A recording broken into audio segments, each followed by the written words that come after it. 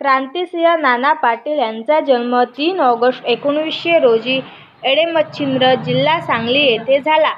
7वी pass झाल्यानंतर डिसेंबर 1920 मध्ये तलाठी पदावर काम करण्यास सुरुवात केली. त्या काळात शाहू महाराजांनी सत्यशोधक चळवळीचे पुनरुज्जीवन केल्यामुळे खेड्यापाड्यात चळवळीचा विस्तार होत होता.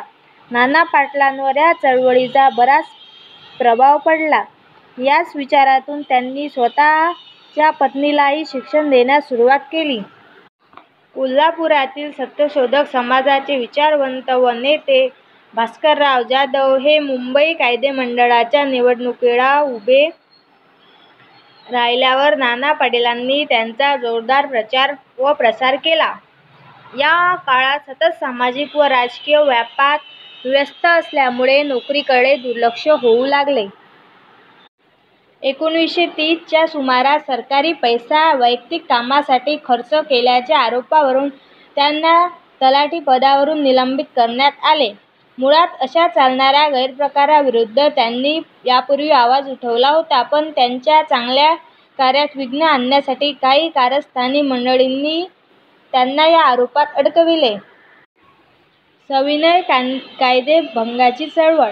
या चळवळीच्या वेळी केशवराव जेधेंच्या आग्रहास्तव ब्राह्मणेतर बहुजन समाज हा काँग्रेसच्या झेंड्याखाली एकत्र आला. नाना पाटीलांनी विविध चळवळीत आंदोलनात भाग घेतला. भाषणांमध्ये जाणीवपूर्वक ते शेतकऱ्यांच्या भाषेत बोलत. रेठे धरण येथील जंगल सत्याग्रह व जुलै 1930 मध्ये बिळाशी जंगल सत्याग्रह यांचे नेतृत्व नाना पाटीलांनी केले. झाडे तोडू न देणे, त्यांच्यावर झेंडे लावणे, सभा घेणे, मोर्चे काढणे. बिळाशी सत्याग्रहाचे पडसाद पार संसदेमध्ये उमटले. 1932 च्या दुसऱ्या कायदेभंगाच्या चळवळीच्या वेळी ते तुरुंगात गेले. तेथे हजेरीचा पॅरोल कायदा मोडल्याने जेलचा कालावधी वाढला. 1934 च्या निवडणुका, 1936 चे फैजापूर अधिवेशन या काळात त्यांनी काँग्रेसचा जोरदार प्रचार केला. 1938 ची सातारा जिल्हा लोकल बोर्डाची निवडणूक ते हरले. ऑक्टोबर 1940 मध्ये गांधींच्या वैयक्तिक सत्याग्रहाच्या चळवळीत सातारा जिल्ह्यातून नाना पाटीलांची निवड झाली. त्यांनी बोरगाव, जिल्हा सांगली येथे सत्याग्रह केला. पुन्हा अटक करून येरवडा येथे 9 महिने ठेवले. सुटकेनंतर युद्धविरोधी भाषण करून कायदेभंग केल्याने पुन्हा पकडले. नाना पाटीलांनी प्रतिसरकारच्या वेळी गांधीजी पटेल यांना भेटण्याचा प्रयत्न केला, पण त्यांनी हवे ते समर्थन न दिल्याने काँग्रेसचा त्याग केला. नाना पाटीलांनी अस्पृश्यांना मंदिरात प्रवेश देण्यास पाठिंबा दिला. 1942 चे आंदोलन. तासगाव तहसील कचेरीवरील मोर्चाचे नेतृत्व नाना पाटीलांनी केले. नंतर त्यांच्या सहकाऱ्यांनी तसेच मोर्चे कराड, वडूज, इस्लामपूर या ठिकाणी काढले. अशावेळी युनियन जॅक काढून तिरंगी निशाण लावले. इंग्रज साहेबांना गांधी टोपी घालणे अशा कृती केल्या जात. नोव्हेंबर 1942 मध्ये यशवंतराव चव्हाण व नाना पाटील यांची भेट झाल्यावर पुढील काळात भूमिगत राहून इंग्रजांविरुद्ध लढा देण्याचे त्यांनी ठरवले. दळणवळणाची साधने उद्ध्वस्त करणे, सरकारी इमारतींना आग लावणे यांसारख्या कामात त्यांचे सहकारी अग्रेसर होते. नानांचे सहकारी जी.डी. लाडबापू, नागनाथ नाईक कवडी, नाथाजी व अप्पासाहेब लाड, धोंडीराम हे होते. जून 1943 मध्ये तकारी येथे रेल्वे खजिना लुटीची घटना झाली. त्यासाठी हत्यारे गोव्याहून मागवण्यात आली होती.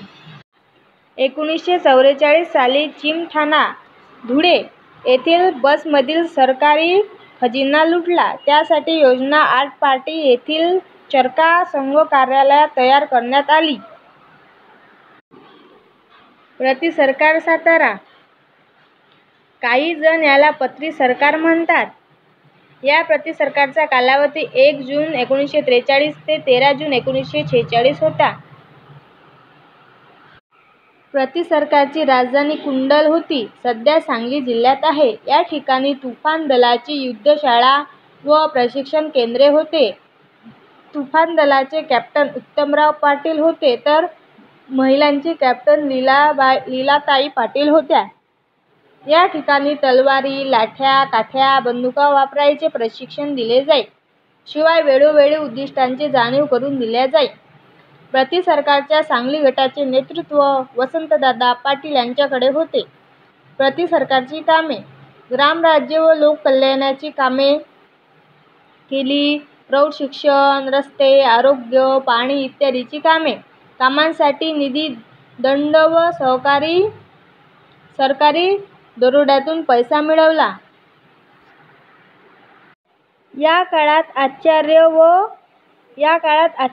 प्र. के. अत्रेंनी नाना पाटलांना क्रांतिसिंह ही पदवी देऊन गौरव केला.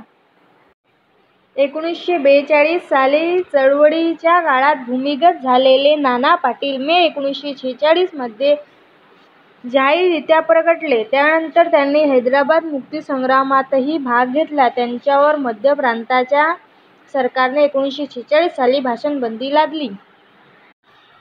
शेतकरी कामगार पक्षाची स्थापना: 3 ऑगस्ट 1947. या पक्षाची स्थापना काँग्रेस अंतर्गत झाली.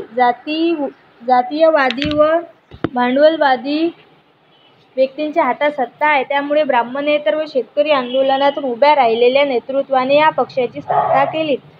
नाना पाटलांनी त्यामध्ये सहभाग घेतला. नोव्हेंबर 1951 मध्ये शेकापमधून बाहेर पडून भाई दत्ता देशमुखांच्या कामगार किसान पक्षात प्रवेश केला. शेतकरी व कामगारांच्या अपेक्षा काँग्रेसकडून पूर्ण होत नाही म्हणून 1953 साली रानवट, नाशिक येथे कम्युनिस्ट पक्षात जाहीर प्रवेश केला. यावेळी रावसाहेब कवठे, काकासाहेब वाघ यांचाही समावेश होता. यावेळी प्र. के. अत्रे यांनी महाराष्ट्राचा माळकरी मार्क्सवादी झाला असा उल्लेख केला होता. त्यानंतर ते भारतीय किसान सभेचे अध्यक्ष झाले. त्यामार्फत 1954 साली रशियाचा दौरा केला. 1964 साली भा. क. प. ची 7वी परिषद मुंबईला झाली. त्यानंतर त्यांची राष्ट्रीय कौन्सिल सदस्य म्हणून निवड झाली.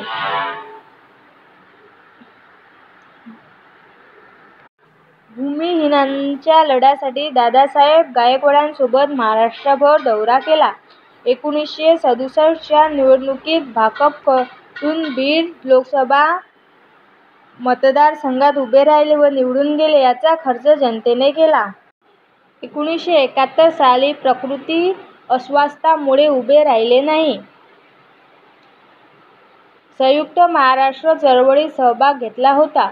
नोव्हेंबर 1958 मध्ये संयुक्त महाराष्ट्र समितीच्या वतीने लढ्यासाठी पत्रके काढली.